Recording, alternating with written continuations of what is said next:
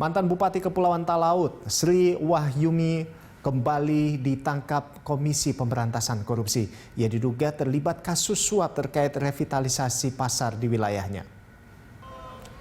KPK memastikan semua syarat penahanan Sri Wahyumi Maria Manalip telah dipenuhi. Sri Wahyumi diduga menerima gratifikasi hingga 9,5 miliar rupiah. Ia diduga terlibat dalam proyek pekerjaan infrastruktur di Kabupaten Kepulauan Talaut pada tahun 2014 hingga 2017. Kasus itu merupakan pengembangan dari perkara dugaan suap dalam lelang pekerjaan revitalisasi Pasar Lirung dan pekerjaan revitalisasi Pasar Beo. Sebelumnya, Sri Wahyumi dieksekusi ke Lapas Wanita kelas 2A Tangerang pada 26 Oktober 2010 untuk menjalani hukuman penjara 2 tahun. Ia terjerat kasus suap proyek revitalisasi Pasar Beo dan revitalisasi Pasar Lirung di Kabupaten Talaut tahun anggaran 2019.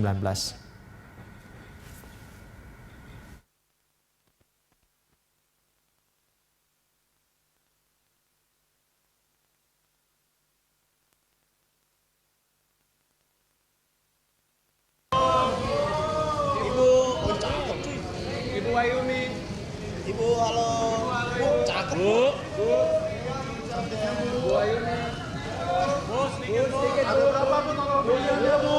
Tanggapan Bu. Tanggapannya Bu. Ibu Wahyumi, ada berapa bulannya Bu? Ya, untuk mengetahui informasi selengkapnya kita bergabung dengan rekan Ira Hulu dan juru kamera Sartika Harap dari Gedung KPK Jakarta Selatan. Iya, Ira, kita ketahui ini mantan Bupati Kepulauan Talaut tertangkap kembali begitu ya oleh KPK. Nah, ini bagaimana perkembangan penyidikannya?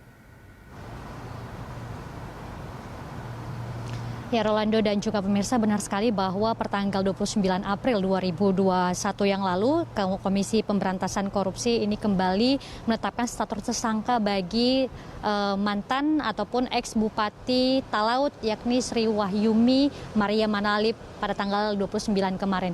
Yang mana informasi yang kami peroleh terbaru dari juru bicara KPK yakni Ali Fikri yang menyatakan bahwa saat ini Sri Wahyumi sudah ditahan di rutan KPK Merah Putih. Dan terkait dengan hal ini juga memang KPK ataupun Komisi Pemberantasan Korupsi ini memastikan bahwa sejumlah syarat dan aturan hukum untuk bisa menetapkan Sri Wahyumi sebagai tersangka ini sudah terpenuhi. Dan kalau kita lihat Rolando dan juga pemirsa, memang ini merupakan kedua kalinya Sri Wahyumi dicokok oleh KPK terkait dengan kasus gratifikasi. Kalau kita lihat bahwa pada tanggal 28 April kemarin baru saja sebenarnya Sri Wahyumi ini sudah keluar setelah 2 tahun penjara divonis akibat kasus yang menjeratnya yakni revitalisasi Pasar Lirung dan pekerjaan revitalisasi Pasar Beo pada tahun 2019 yang lalu. Dan ada pun duduk perkara dalam hal ini adalah yang di mana Sri Wahyumi ini diduga menerima gratifikasi 9,5 miliar rupiah. Ini merupakan pengembangan perkara pada perkara yang pertama yang sebelum menjeratnya. Yakni Sri Wahyumi selalu aktif menanyakan daftar paket pengerjaan pengadaan barang dan jasa di lingkungan pemerintah Kabupaten Kepulauan Talaut. Selain itu juga Sri Wahyumi ini diduga memberikan catatan dalam lembar kertas kecil berupa tulisan tangan berisi nama paket pekerjaan dan rekanan yang ditunjuk langsung dan memerintahkan kepada Ketua Pokja PBJ ataupun pengadaan barang dan jasa komitmen fee sebesar 10%. Dan untuk mengetahui selengkapnya, berikut ini merupakan keterangan dari Deputi Penindakan KPK, yakni Karyoto. Bukan suka.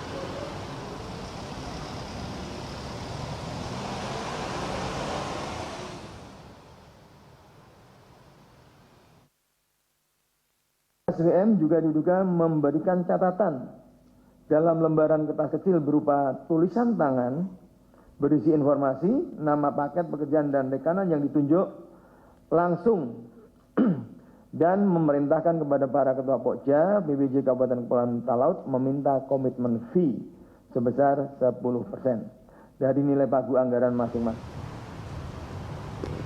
Ya, untuk hari ini Rolando dan juga pemirsa, kami belum melihat adanya dari Sri Wahyumi kehadirannya di gedung KPK Merah Putih ini dikarenakan memang kalau kita lihat kemarin ia menolak untuk tampil di depan awak media karena adanya emosi yang tidak stabil. Nanti kami akan menginformasikan kembali mengenai perkembangan kasus ini. Rolando? Ya baik, nah selanjutnya Ira kita ke informasi lain. Nah ini terkait dengan pasca penggeledahan yang dilakukan di rumah Aziz Syamsuddin, Wakil Ketua DPR RI. Nah ini seperti apa perkembangan penyelidikan mengenai kasus ini? Ya, terkait dengan penggeledahan yang sudah dilakukan oleh Komisi Pemberantasan Korupsi di ruang kerja dan juga di kediaman dari Wakil Ketua DPR RI Aziz Syamsuddin, terkait dengan hal ini kami menerima informasi bahwa benar jika Komisi Pemberantasan Korupsi pertanggal 27 April 2021 telah mengirimkan surat kepada Ditjen Imigrasi Kumham untuk memberikan ataupun melakukan pelarangan ke luar negeri terhadap 3 orang yang terkait dengan perkara ini. Adapun 3 orang yang dilarang ataupun dicekal untuk keluar negeri tersebut, Rolando, yakni Wakil Ketua DPR RI Aziz Syamsuddin serta 2 orang dari unsur swasta yang bernama Agus Susanto dan juga Aliza Gunando.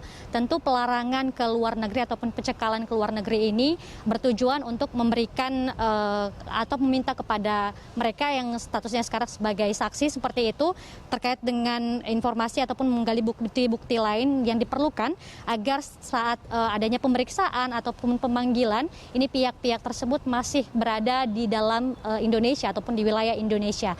Dan terkait dengan hal ini juga kami menerima informasi dari pihak Kemenkumham ataupun Kumham RI terkait dengan benarkah memang apakah KPK sudah menyampaikan informasi ataupun keterangan untuk pencekalan tersebut, dan pihak dari Kumham RI ini membenarkan bahwa pihaknya telah menerima ataupun menerima pengajuan berkas permohonan pencekalan atas nama Aziz Syamsuddin dan 2 orang lainnya. Kemudian peraturan pencekalan ini berlaku selama 6 bulan ke depan yang mana berlaku pertanggal 27 April 2021. Dan selanjutnya memang pihak dari imigrasi ini setengah membuat rilis terkait dengan hal ini sehingga mereka menyatakan bahwa nanti akan disampaikan kepada para awak media. Dan kalau kita ketahui juga memang sebelumnya tadi kami sempat melihat ataupun menyaksikan konvers mengenai keterlibatan Lili Pintauli Siregar sebagai petinggi KPK dalam kasus yang menciduk penyidik KPK ataupun AKP Stepanus Robin 47 ini. Namun memang pihak KPK menyatakan bahwa tidak mungkin ataupun dengan tegas menyatakan bahwa memang benar bahwa Lili Pintauli ini menjalin komunikasi namun berdasarkan aturan-aturan ataupun ketetapan yang seharusnya dilakukan oleh pihak KPK dalam hal ini. Demikian, Rolando. Baik Ira, kita berharap tentunya penyelidikan terkait dengan kasus ini bisa berjalan dengan baik, dan tentunya kita berharap bahwa kedepannya tidak ada lagi pejabat negara atau penyidik KPK yang bermain-main dengan kasus korupsi atau suap seperti ini. Terima kasih Ira atas laporan Anda dan selamat bertugas kembali. Pemirsa, demikian tadi rekan Ira Hulu dan juru kamera Sartika Harahap melaporkan langsung dari gedung KPK Jakarta Selatan.